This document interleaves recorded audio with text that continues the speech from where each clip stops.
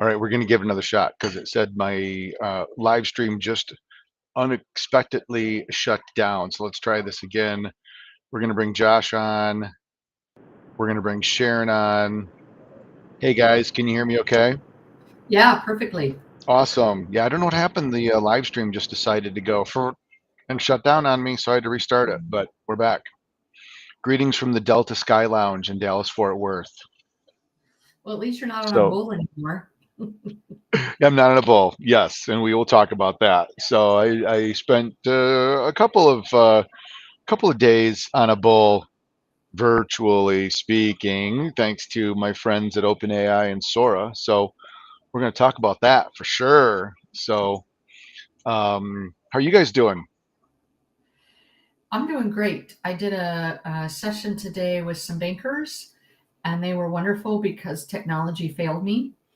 And Oh, really? Do yeah, tell. yeah. So I'm chatting along to have have the PowerPoint going right, sharing screen. Something happened. I couldn't see anyone, and I told them, I don't know what's going on. Let's just keep going and Let's just yell keep going. Let's right. just wing it. Let's just wing it. Yell if you have to question. So Nice. I'm probably 15 slides in, and someone said, "Hey, Sharon, excuse me, but you keep talking about bullet points, and we're not seeing any of that on the slides." So none of the slides had progressed forward. I've been there before. Everybody's like, you're telling a good story, but I don't see what you're talking about. Right. So, They were anyway, they were great. They were troopers, and I just said, "Well, then you know what? You can. I'm going to punish you by looking at me. Forget the slides, and let's talk." there you go. There you go. And no punishment involved. Come on now. Let's Thank go. you. So, anyway, hey, Josh, how's it going, man? It is going well, sir. How are you? I'm good. I'm good.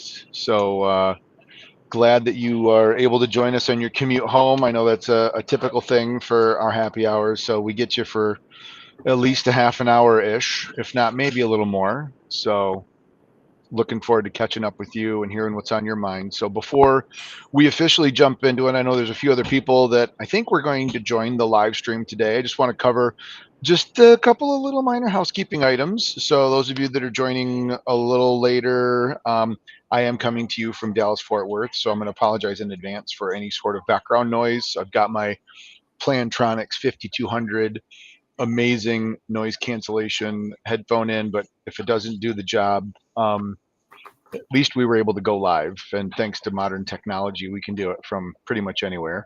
Happy hours are brought to you by the Linked Banker, which is the other side of the persona that I have on the WSI side, but the Linked Banker designed to help banking professionals embrace and lean into their personal brand. So we do these the second Thursday of every month at 5 p.m. Eastern Time. Mark your calendar, put it on the schedule, join us. And if this is your first time, welcome. These do not have any set agenda. There's no slides. There's so to Sharon's point, you're going to have to look at us because there's nothing else to look at. But there's no slides. There's no preset topic. These are really held to try to bring banking related industry professionals together to talk about whatever's on your mind. And we have awesome conversations. These are recorded and made available on my profile. Plus, if we're friends on Facebook, you might see it there. If you're connected over on YouTube, you might see it there. But typically, LinkedIn is where most of these end up going. So, yeah, I think that's pretty much it. If you want to join the conversation and come up on stage, quote unquote, like, um, uh, hold on just a second. Sorry, it's one of those distractions that happens every time you come in. So if you want to come up on stage like Josh and Sharon, oh, did I mention these are live and they're totally unscripted because that's the way that it is. Use that link that is shown on the screen right now. Go over to www.thelinkedbanker.com/happy hour, and there should be a link on the left hand side. Scroll down a bit, and that will get you to the restream, and you can pop on, and we would love to see you. There's also a link that I posted to the LinkedIn event out on LinkedIn that you can click on. It's in one of the comments. So, housekeeping items out of the way. Love it. So, First comment from the Peanut Gallery. Thank you very much, Craig. Josh, Craig says you need to slow down. You got the speed limit signs whipping by you. So I'm glad your eyes are forward and you are paying attention. So that's very important. Last thing we want to do is live stream an accident and see you tumbling across the interstate. So we definitely don't want that. Thanks for the observation, Craig. Isn't his steering wheel on the non-US side? Yeah, is he driving a mail truck or does he just have his video camera flip flop? So I agree with that. I think he must It's the have camera. his camera flip flop. Yeah. So if you look really close, his logo is probably written backwards too. So on his shirt. Yeah, exactly. Nice little brand rep there. Way to go. So, well, since I know we get you for probably a shorter period of time, Josh, what's going on in your world? What do you want to talk about? What's on your mind? What cool stuff have you been involved in? Um, you're a fellow nerd, so I'm always curious, and we've not caught up in a while. So, what's new, Magoo? Definitely the Sora 2 model, which I heard you're already going to talk about, and that I saw that you used, so that was awesome. That's been a pretty big game changer. Some of the things that are coming out anymore, I used to be able to, I felt like I had a pretty good idea of what was what, and, I could say, oh, well, that's definitely AI. Man, I tell you what, not anymore. Some of those look incredibly realistic, and I think as I get into my elder years, I'm definitely going to get scammed. Oh It's yeah, going to happen. yeah. It's going to happen to everybody. It's not a matter of when or if. It's a matter of when, right? Yeah. So, I've got a good friend of mine in the cyber industry, and he says there are two types of businesses: those that know they've been hacked and those that don't know they've been hacked. So it's just a matter of it's going to happen. So it's just there. But yeah, Sora definitely has changed the game as it relates to AI video. For those of you that might not be familiar with what the heck Sora 2 is, Sora 2 is the next version of OpenAI's video platform. And what they did on September 30th, and I remember this date because Robert Mitchell, who's our chief AI officer at WSI, he sent me a link at 11 o'clock at night on September 30th. And I had a presentation the very next day at 8 a.m. on October 1st. And I didn't get to bed until like 2 in the morning because I was up playing around with this freaking platform. But it is a AI video generation platform that blends, I would say it's got elements of Vine, so really short video, but Vine was a little bit, kind of 10 seconds. It's a little bit TikTok because they are very snackable and viral. And there's a feed that has an algorithm behind it that shows you stuff that you're interested in based off of your browsing behavior. And it's got a little element for those of you that might remember, we used to talk quite a bit about a platform called Clubhouse. And Clubhouse during the pandemic was an audio only drop in platform that gave you the ability to join audio conversations.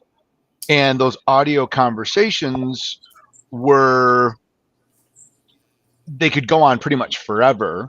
But the reason it reminds me of Clubhouse is because in the early stages of Clubhouse, you had to be on an iOS device and you had to know somebody that was already in the party to get you an invite code to get in the party with them. I remember that. And so I ended up actually signing up for Clubhouse using my iPad because at the time I was still using a Google Pixel phone, and that got me in. And it rolled out audio events to LinkedIn, and eventually LinkedIn did away with those.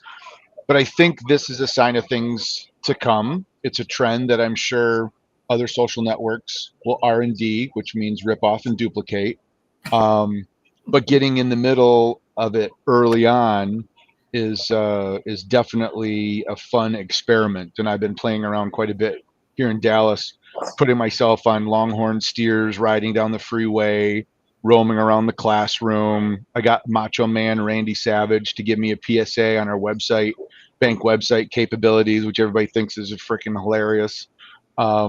So sometimes you can use celebrities, sometimes you can't. There's some inconsistency there, but it's all about the generation of AI video. And to Josh's point, it democratizes the ability to create video because you can give it a prompt, press a button, and with a little bit of training and trial and error, you can kick out some very realistic 10-second AI videos that have the Sora watermark that pops around on it.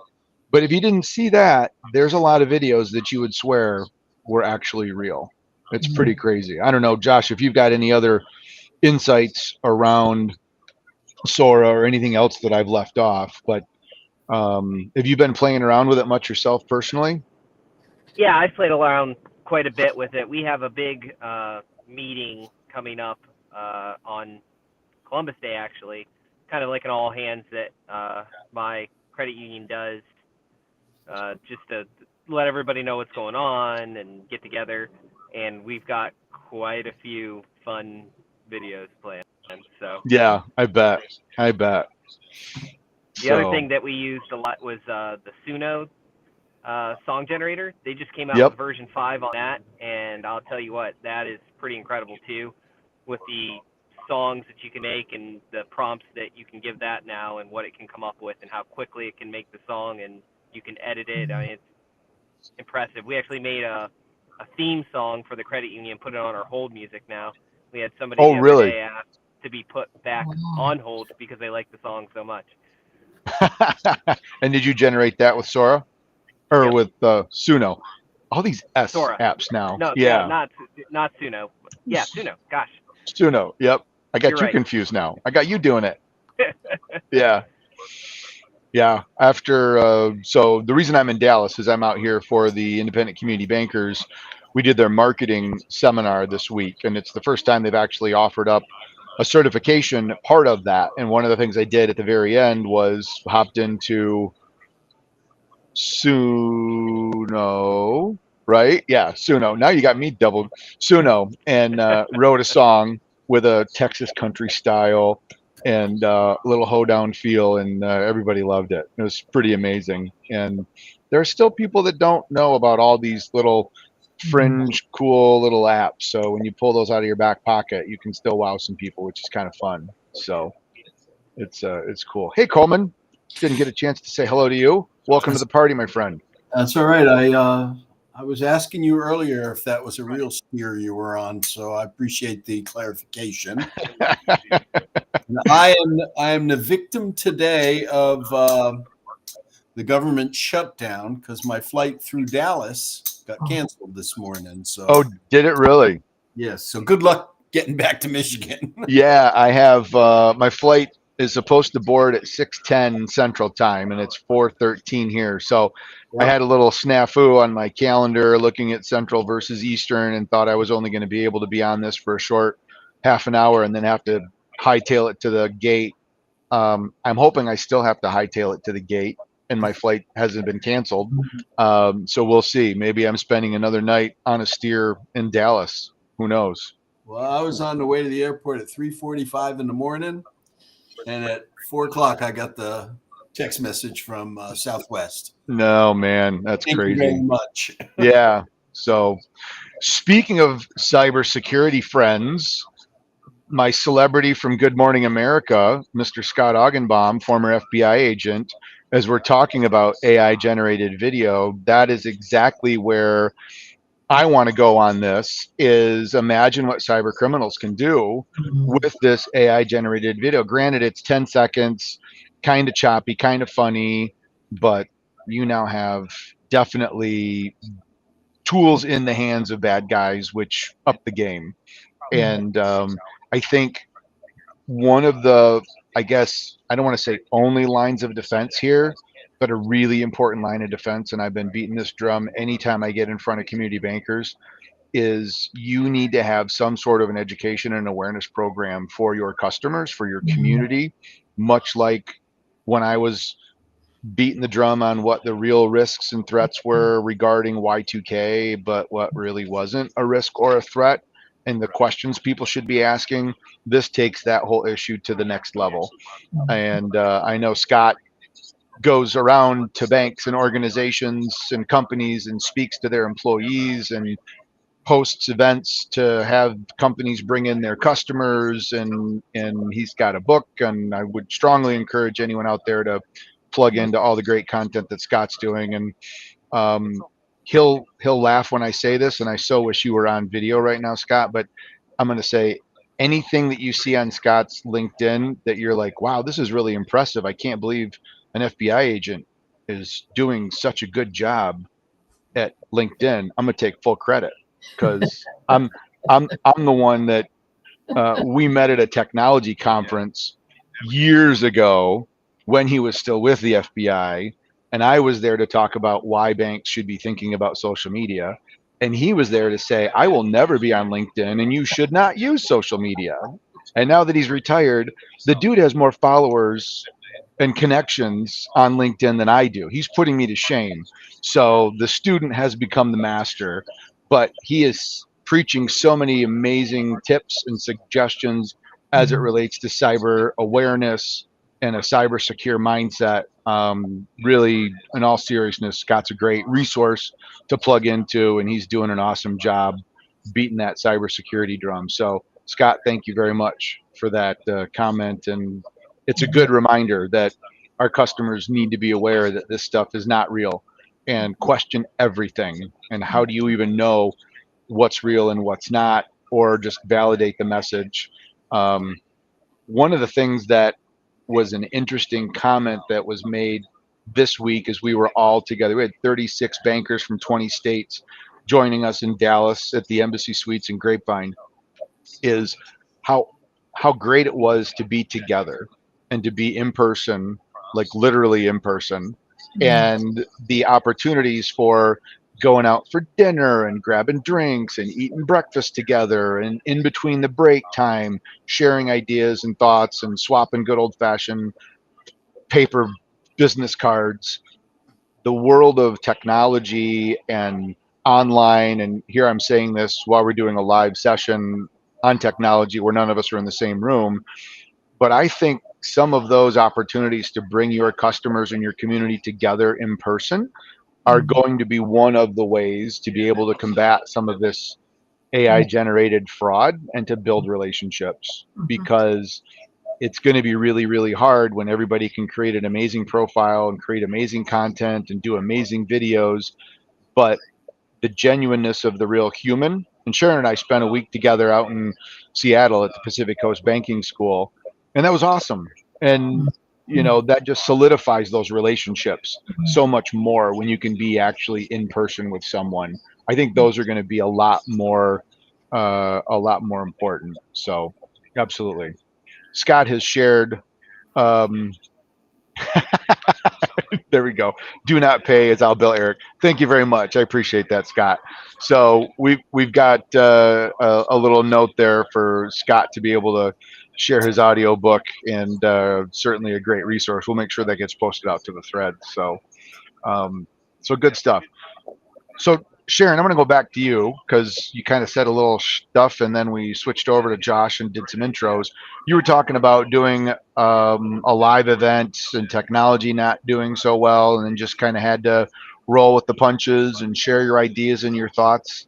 What was your session on? I'm curious, and how did it turn out? And do you think it actually ended up better than if you had a bunch of PowerPoint slides that you were having to follow? Because of the randomness and the spontaneity of it all. So the session was on what neuroscience has now taught us about how to lessen the stress when you're integrating a change. Ooh. And so this was a large bank who, like everyone else, is just change pummeled. And, who gives a shit anymore about whatever the next change is? I didn't even adopt the last 6. So leave me alone. So this was a training on here's the things that you need to do if you want to make sure that you navigate change in the way your brain wants you to. And every single time the brain's going to win. So why not just do it the way it wants to do it? And in the midst of all of it, as I mentioned earlier, someone spoke up and said, hey, by the way, on our screen, none of the slides are moving forward. Here's the complete irony of that moment, what you just talked about, and what happened ultimately.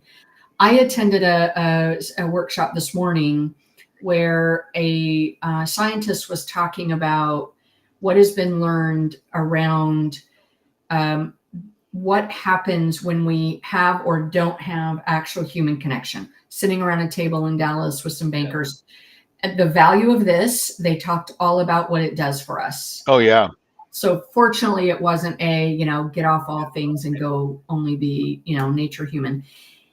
It was a phenomenal session. And the woman talked about how it is impossible for the human being to stay in a sense of, I'm going to be okay, whatever the world brings, and move up from that that kind of base rung. It is impossible to do it without physical human connection. We're just not wired to be able to do it without it yet. I don't know what happens in 6 millennia, but right now we need get off script and look at someone, etc.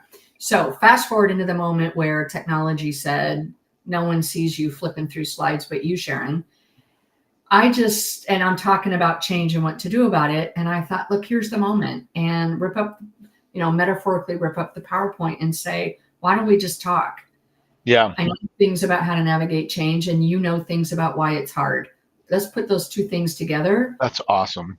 And I loved it. Their comments were they loved it. And so I think it was absolutely better than it would have been otherwise. Yeah. And that allows for, sure, at some point there's going to be an AI avatar that'll be able to think on its feet. Mm-hmm. That's, I think, a ways away.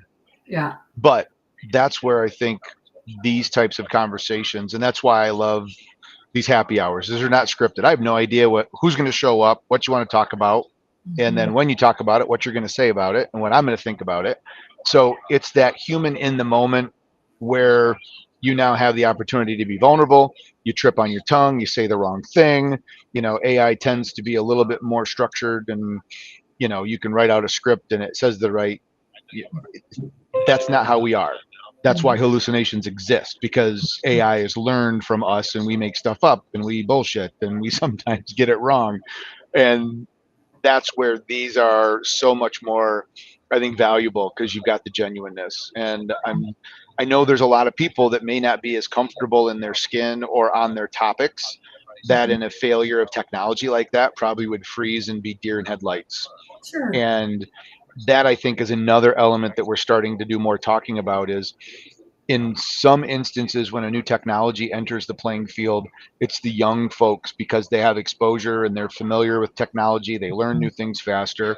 But I think in the AI age, whether it's things getting created and you have to verify or vet what's going on, or just understand how to actually have a legitimate conversation, those that have got the experience and the age and the gray hair, whether it's on your head or on your chin, or you decide to cover it up, like some people that I know, I'm not going to mention my wife's name specifically, but we all, it is what it is, although I just did. So luckily she's not on LinkedIn, or I'm in the doghouse when I get back to Michigan. But the reality is, we have the ability, because we've been doing this for 10, 15, 20, 30 years, that we know when something kicks out, it's not right. The sniff test doesn't get by us. And that generation that's got technology by the tail and they can do anything they want with it, that's not a skill that's really easy to learn. It's going to take some of that cross-generational mentoring to be able to teach that, and upstream and downstream. So I kind of enjoy when technology fails, because then it gives you an opportunity to just show that you really know what it is that you're talking about. And I think things go pretty good when that happens. Well, in that moment, Eric, honestly, the absolute great thing was the forced vulnerability moment for me. I've been teaching this for 35 years. I live it, I breathe it. I have a passion to help change be less stressful. And I had a moment of change, and what everyone saw on my face was a moment of panic. Like, oh. Right. Yeah. And you're right. 30 years ago, it would have toppled me in some way. And it didn't today, 35 years later. Nonetheless, I got to prove what I was teaching. A change Yeah. happens. And I visually showed everyone this will be the first thing that happens in everyone when change comes across your path. Yep. You and me. So, yeah. Yep. Yeah. That's awesome. Very, very cool. Good. Well, Coleman, I'm going to switch over to you because you always have got a couple of things that are on your mind. And now that you're not in an airplane flying around because, the government shutdown made you stay home, It did. what's been on your radar for the last month or so? The fact that you're in Texas, I was curious if you heard anything. IBAT announced at their convention that they are creating a stable coin here in Texas. And I think the Texas Congress or whatever they are have adopted that. Again, the biggest concern is the money flows out of the banking system. Yeah. Curious if you're hearing any of that in Dallas or I know we've talked about this in the past, and the one thing that I think bankers are concerned about at all levels is the disintermediation of monies, and I can't make you a loan based upon stablecoin. Yep. Exactly. Exactly. So there was a mention of it, and I haven't done enough of my own research to go deeper on it. I know enough at the high level, but a couple of things that jumped out at me that I want to validate. And if anybody's listening or if anybody wants to pop on and go, no, you're full of it, you don't understand it, please do. But one of the things that I heard was that because each of the states are coming up with their own stablecoin rules, it could potentially present an opportunity or a challenge between somebody in Texas wanting to pay somebody in Nebraska through stablecoin, because those two stablecoins are on different regulations, policies, guidelines, rules, whatever you want to say, which to me seems absolutely ludicrous because the whole intent of a stable coin is to be able to provide universal payment at ease and low cost, regardless of where you're at. And if we now have restrictions because a bank in Texas can't pay me and I have a business in Nebraska because you just bought some cattle from me or you're buying corn or whatever, that seems crazy. So I don't know if that's true or not. Yeah. But I heard that mentioned by one of the other instructors that had just gotten through a stablecoin seminar with one of the regulators. And even they weren't sure exactly how they were going to regulate it from a federal level. But that was one item that popped out. I'm going to pause and see, does that smell funny to you? Speaking of the smell test, is that what you've heard or anything there?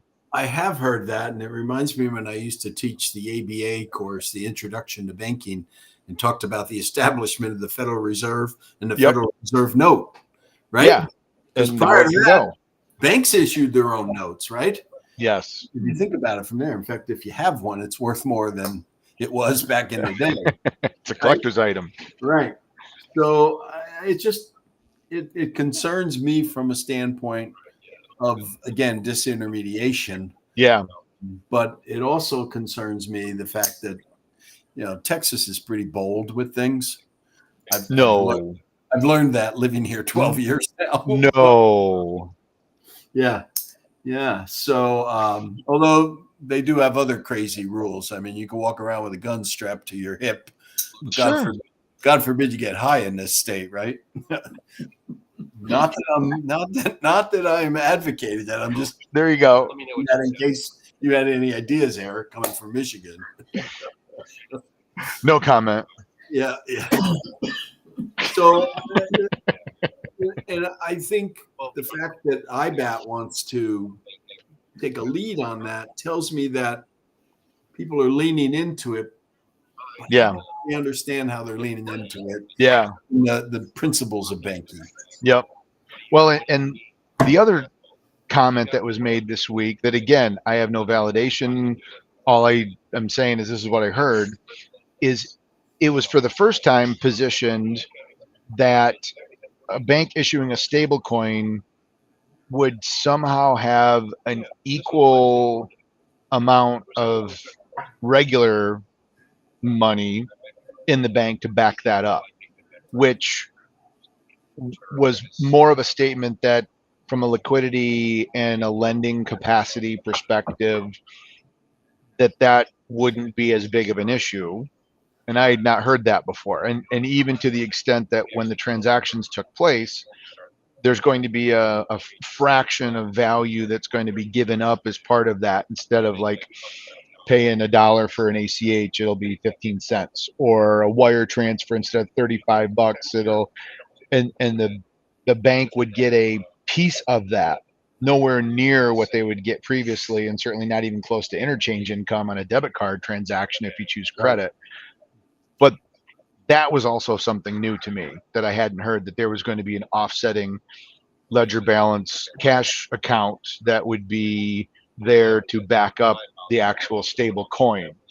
And I hadn't heard that, because when I was at PCBS, and I don't know, Sharon, if you were at the table, but when we were there, there was a gentleman who was teaching AI, but he's also been doing a lot of conversating around stablecoin. And he shared a little nugget that a recent Ernst & Young report came out and said anywhere between 7 to 900 smaller community banks and credit unions around the country likely are going to go under within the next 2 years, because they're not going to be able to meet their loan to deposit liquidity ratios, whatever the variable that was part of that, because people will be putting money into stablecoin and they're not going to be able to meet their regulatory guidelines. And we're already seeing a decrease in smaller institutions. The bigger banks might not be as subject to that. So now the community banks that are typically in the community doing the smaller things, taking the volunteer jobs and whatnot, those start drying up. That could have a significant impact on just what happens in smaller rural America communities. So, yeah. I had that conversation with my guy in Amarillo where I was supposed to be today. Okay. That very same thing. It's huge ag bank. If you ever been to Amarillo, I have not. You smell the cow manure there. They tell you, no, that's money. The smell of money. Yes, and I don't know what it is in the water, but some of the most profitable banks and credit unions are up in the panhandle of Texas, right? Yeah. But his concern is that disintermediation when it comes to that. Yep. Because especially if ag is dealing international, there's a lot more request for that internationally than domestically. Yep, absolutely. And and from an international ag perspective, I know the T word, not to get political, and I certainly don't intend to, but I know that that's been a challenge for a lot of banks because of the marketability of the products that they're producing and the expense that they are now at, and the lack of attractiveness on the market, and crops are rotten in the fields and all that other stuff. So that's also, I know, a big challenge, and farmers are a very important part of the world and our existence. So, well, that was his concern. The small community bank or small community credit union is going to get forced out of the business. And quite honestly, they've been fighting the quasi-government organizations anyway, the Farm Credits world, et cetera, Texas Land Bank, et cetera. So that, to me, that's a monumental shift that could happen in our financial industry. Yep. I think the larger banks are prepared for it.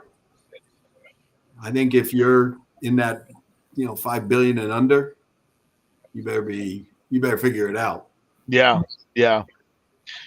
So speaking of the larger banks, I've seen a couple of press releases flow through my inbox, and I've got a couple of buddies that are fellow AI nerds, and we text each other back and forth. And I know Chase, and I want to say Capital One maybe, but a couple of the larger banks have come out publicly and made statements on offering up AI and prompt training and AI intuition, AI awareness, AI literacy, whatever you want to call it, to all of their employees, from the teller all the way up through senior management level.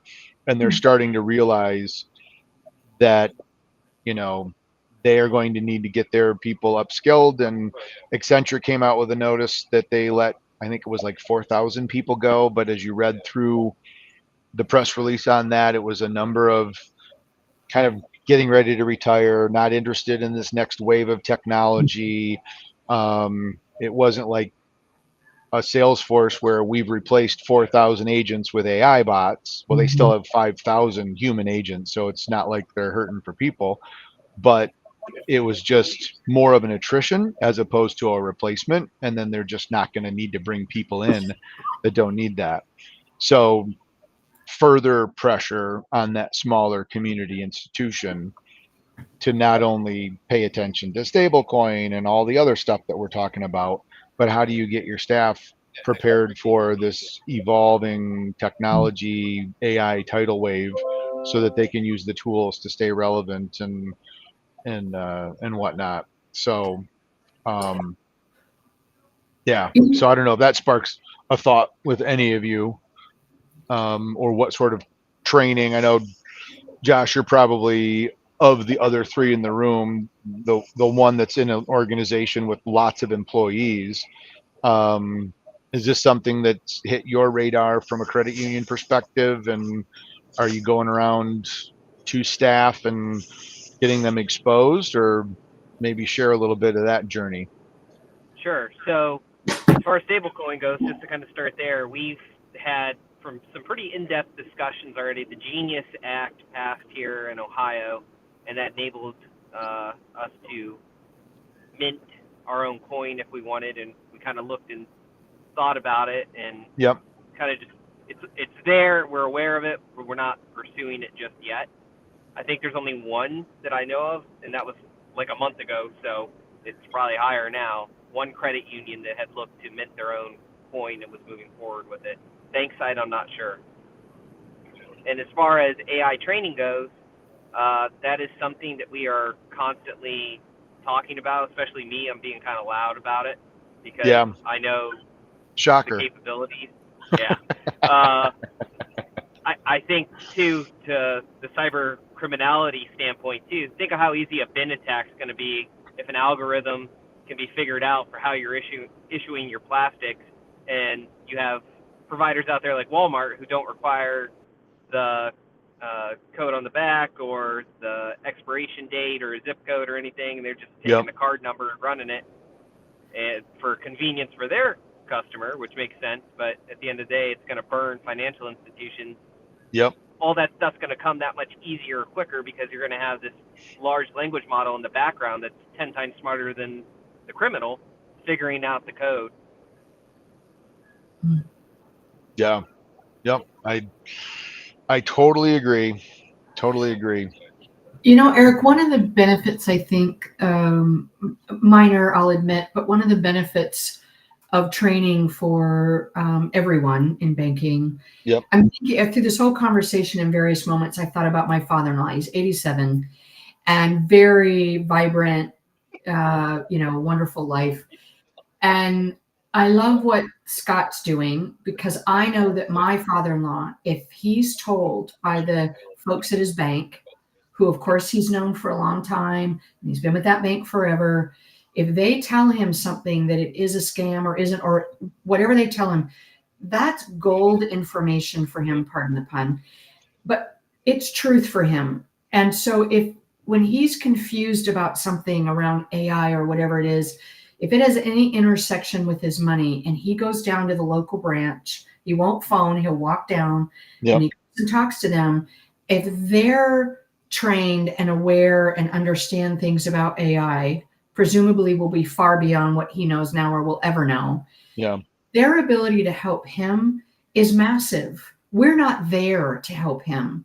He won't call us first. Yeah. He'll go down to his bank. And of course, we want them trained and we want them aware so that he's not scammed. As smart as he is and as aware as he is, he's like the rest of us, he's an opportunity. Yeah. And I know that is a constant battle and a challenge for bank staff. I mean, even when I was a banker many, many moons ago, on the teller line, anytime you have to ask a customer a question or potentially challenge what it is that they want to do Mm-hmm. as a teller, Mm-hmm. and I think that's a really important job within an organization, but it's often the entry level, lowest paid, highest turnover. So you're putting those folks right at the front line. And now I have to have a conversation with an 85-year-old man that might have been Mm-hmm. banking with us for 40 or 50 years. Mm-hmm. And I'm a brand new teller that's been there 6 months and I've Mm-hmm. gone through training. How do I ask your father-in-law if he really knows where this money's going? Or you're taking a withdrawal to buy a bunch of Apple gift cards Mm-hmm. for $6,000. How do I make that conversation without the risk of pissing off a Right. really good, wealthy, successful customer? Mm-hmm. And do I trust that you know what you're doing as a customer and what business is it of mine that you're buying $6,000 worth of Apple gift cards? Right. Or do I take that to the next level and run the risk of potentially upsetting the customer? That's a slippery slope.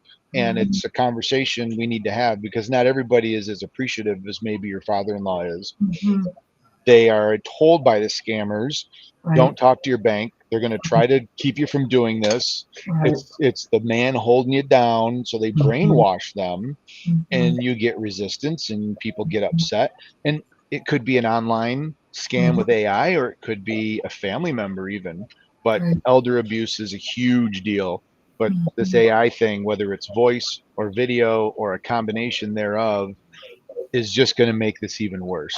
And yeah, we're probably going to have to start paying our poor tellers a lot more Mm-hmm. because they're going to have to be trained and proficient and be able to catch stuff like this, or at least alert a supervisor that can come in and Right. say, you know, let's go in another room. I want to have a conversation with you. I want to talk to you instead of having that discussion right there in the lobby in front of God and everybody else. Right. Um, but yeah, that's not an easy thing to do. I saw where Scott was on to be able to kind of chime in and offer up some thoughts. But if you're still with us, Mr. Augenbaum, feel free to throw some other ideas up into the chat, and I'll put them active out on the screen. So, So Eric, I'll um, share a story with you real quick yes, that please. happened. There was an individual who wholeheartedly believed that he was working with the FBI on a sting operation, and the FBI needed him to come in and buy some gift cards and then give the gift cards over. And this guy, I mean, it didn't matter what we said to him, it didn't matter anything. What ended up happening was he was labeled as such a risk that he was actually forced out of the institution to prevent that loss from happening, because it didn't matter what we said to him, it didn't matter what we did. He had been coached in such a way by these scammers that, he was helping the FBI, right? I mean, who doesn't want to do their Right. patriotic duty if they're asked or whatever? Yeah. And but Yep. he it didn't matter what we told him, and so unfortunately he was asked to leave the financial institution. He did, and then he went to another one, and they didn't help him quite as much, and he was out a bunch of money. But Man, it's I, sad to I see mean, that. it is, but I don't know what else you can do if you sit down Right. with somebody and they're so convinced that they were helping, and they Yeah. truly weren't. Mm-hmm. And you want to call a relative, you want to call a family member, but from a financial privacy perspective, you do Yep, that, you're now violating, you Mm-hmm. know, another reg, and exact. that's going to get you even in more trouble. It's, kind of like HIPAA. You got to keep your mouth shut unless you've got the permission, and he's not going to get permission because he's doing his duty and he's on an FBI sting and he doesn't want his family Yep, knowing. He's been told not to tell them. Mm-hmm. yep. So yeah, there was a recent story that Scott posted. I feel like this is the Scott Augenbaum fan show episode with a little bit of Sora thrown in there. So you're welcome, buddy. If you're still listening, you can, yeah, you can send me my referral fee via Venmo. I'll get you my QR code. Um, but he shared an article from the New Yorker about an 80-year-old woman that got scammed out of like $700,000 her life savings, and the bank didn't make an effort to prevent her. And now, guess who's getting sued? The Mm-hmm. bank. Mm-hmm. And so, if you're not doing this, is there the possibility? I mean, I think you guys, Josh, obviously, even if he had gotten scammed and the money disappeared, there's enough documented. Hey, you can't do this. Hey, we don't recommend it. Hey, this really doesn't happen. Hey, this is not the FBI. I think any court would probably say, sorry, sir, you've had plenty of opportunities to not do this. But based off of the details that were in the article, and I shared it out into Facebook and a bunch of other places just to get it in front of family members and friends and told them to share it. But she's suing the bank, trying to get her money back because they did not stop her from hurting herself. And at what point do you say, take responsibility versus we need to help you because the average person can't detect when this is going on. It's pretty crazy.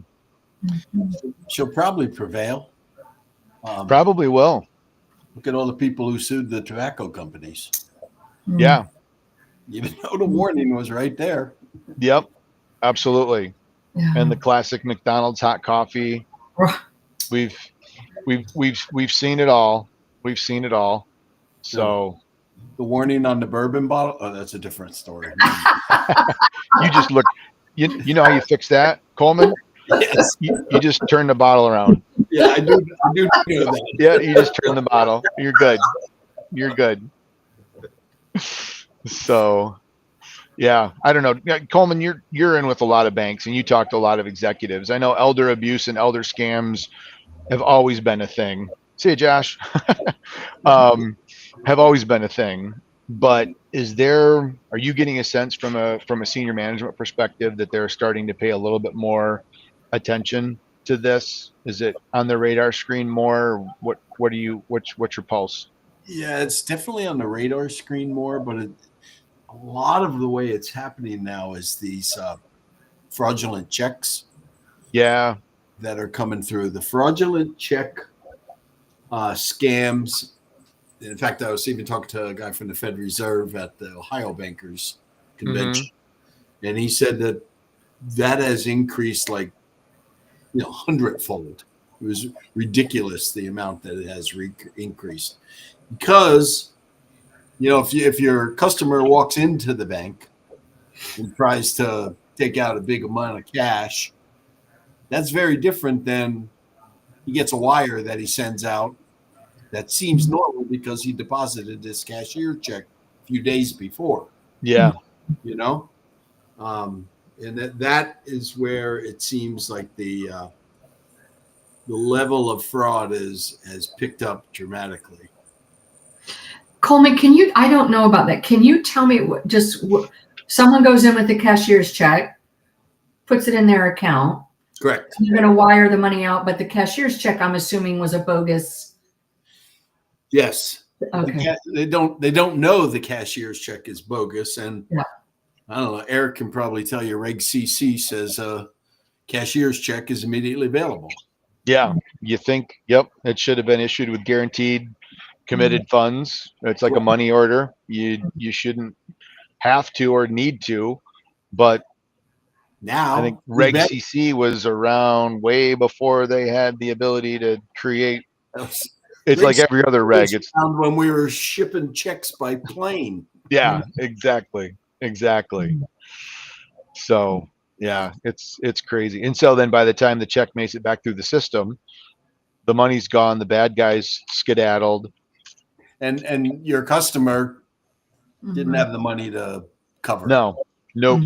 So they debit the account and boom, it's gone. And it's a foreign account and the money's been withdrawn. And the money goes to like a money center bank and then immediately it goes incognito after that. Yep. Exactly. Ends up in Bitcoin or stable coin. And yeah. Yeah. Not cool. No. So man. That's I'm hearing a lot of that. Yeah, it's in 2025. We're still hearing about check fraud. Weren't checks supposed to become a thing of the past, like 20 years ago, when the debit card showed up? All I know is when I picked up my daughter from college, she brought out a full box of checks and said, "What do I do with these?"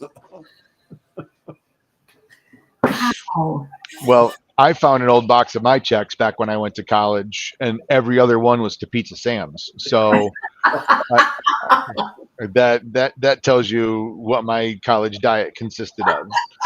Yeah, So and I asked my daughter, "Did you write any checks in 4 years?" She goes, "Yeah, I wrote one." "Who to?" "I wrote it to yeah, you." I don't remember that. yeah, exactly. Well, I'm sure she put it in her check register. You could have documentation of it, right? Yeah, that was still in the box too. Yeah, exactly. Oh, can I just say how nice it is to hang out and be able to make banker jokes and people actually laugh? Because usually banker jokes fall flat in my family. So it's good to have an audience that gets those things. I got called for jury duty the other day, Uh oh. which I'm the worst juror that's out there. And it was a check fraud case. Oh, lovely. Oh, I raised my hand and I said, "I'm a former banker. I know that person's guilty. Can we Yeah. just get this over with?" And they And said, they're "Yes, like, missed." you're dismissed. Yeah. You don't need to come back tomorrow, Coleman. You're Which gone. was my intent, by the way. Whatever the crime was, I had some involvement. Yeah, exactly. Well, You know, you just said that on record, the line right? I won't cross. But Yeah, you just said that on record. This is recorded. So just if I need to go back and post edit and delete that or maybe bleep that out, you just let me know. So, you know, oh, too funny. this is a bunch of my high school buddies have Throwback Thursday, Yeah. and someone found a yearbook from when we graduated high oh, school, Oh yeah. oh. and that occupied my entire morning. So I was kind of glad my flight got Perfect. canceled. Yep. Well, I've been spending all my time on this freaking Sora app, building apps, riding steers, and doing stuff. So I got You had to send that to me because the been a lot of riding fun. steers thing would go over well with my business development here in I, Texas. I bet. Absolutely. Absolutely. So, well, the last couple of things that I just wanted to share before we wrapped up. First off, if you're interested in being a formal member, if you're part of the banking industry and want to be part of our mentoring and mastermind community, I got the link up on the screen. Pop over to the linkbanker.com/join. And we're going to dive more into Sora next week. We do our masterminds on the third Wednesday at 3:30. I'll also be doing it from Macon, MAICON.ai. It's the marketing AI conference put on by SmarterX and the Marketing AI Institute in Cleveland. I'm going to be drinking from a serious fire hose next week. It's going to be awesome but overwhelming at the same time. So I'm really looking forward to that. But I wanted to let everyone know we got a new blog post that I wrote on Notebook LM. I've talked about Notebook LM on this happy hour sessions in the past, notebooklm.google. It's one of my absolute favorite platforms for learning and understanding. If you go to our WSI website, which is just powered by WSI.com, go to the blog. We've got an article that I wrote about ways that bankers can use the Notebook LM platform. You load things into it, it gives you audio overviews, it does video overviews, it'll write flashcards and study guides. I'm going to spend some time in Notebook LM on this stablecoin and the Genius Act, really diving in. And the cool part about it is it comes with a really cool app that you can download from the App Store. So when you create these audio overviews, which are two-person conversations about the topic that you want to know more about, you can save those to your app and it gives you the ability to listen. So you basically are creating your own customized podcast player.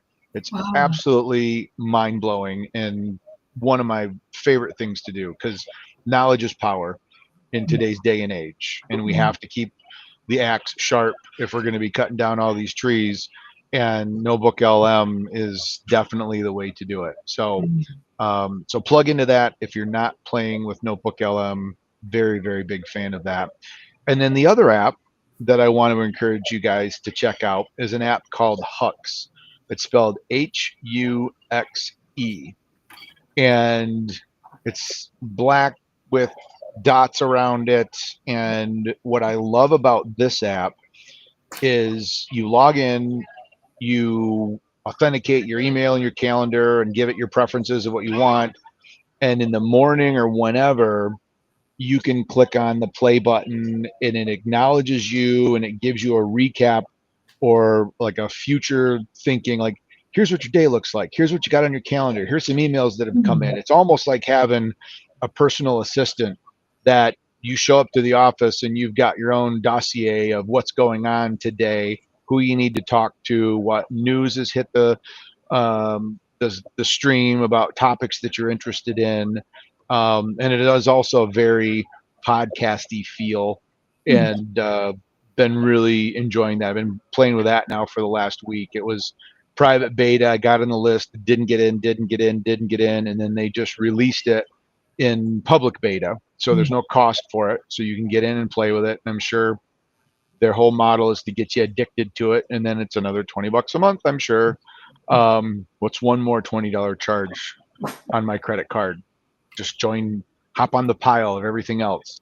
But it's been a really cool little productivity, and I will tell you, it identified 2 or 3 emails that I likely would have missed while I'm traveling, because that got drawn out where somebody invited me to a session or a conference call, or they had a question and it kind of brought it out to me. It doesn't catch everything, but it's got some pretty cool intelligence built in, and it just feels very natural and human, even though it's not. So check that out. So Notebook LM and Hux, those are the 2 extra little bonuses. I'll talk about those on our mastermind as well, but those are a couple that I'm pretty excited about. So with that, luckily I don't have to run to my gate. I've got a little bit more time. I can probably grab another one of those press button get cappuccino magic things that you can get here in the Sky Lounge. So I'm pretty excited about that. But any final words? Yeah, good luck on the flight not getting canceled, right?